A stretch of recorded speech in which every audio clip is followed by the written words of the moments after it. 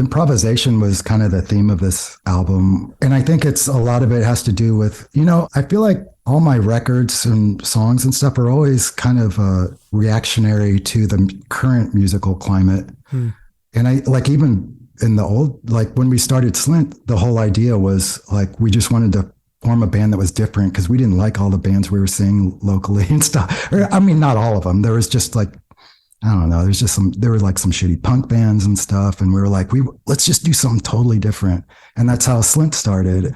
And I feel like I still have that attitude now where I'm like, everything sounds so well crafted and so perfectly produced and perfectly comped and tuned and all this stuff. I was like, what if I just improvised a lot? Plus I wanted to work on my improvisation skills. So I practiced a lot before the recording. Yeah. And I wanted it, like the first song, I did that solo and like straight through, hated it. But then as I listened to it over and over, like I started to love it. And then I realized I could never play that again.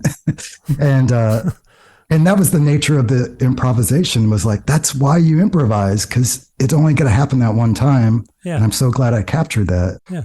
I don't know if I'm making sense. But. No, you are. No, you're completely making sense. No, I appreciate that it's a mix of, maybe part of what you're getting at is it's a mix of improvisation and then like, aha, I have a bedrock. It's an improvised bedrock. And now I can build upon these foundations that were kind of, happenstance in their own way.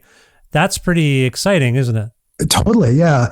You know what? I'll bet playing with Gang of Four had something to do with that too. Cause a lot of their stuff is like a really strong bass and drums foundation. Yeah. And then Andy Gill would often go Jackson Pollock over on top of that, Yeah. So I think that was what I wanted to do, like just kind of have a foundation for me to improvise on top of.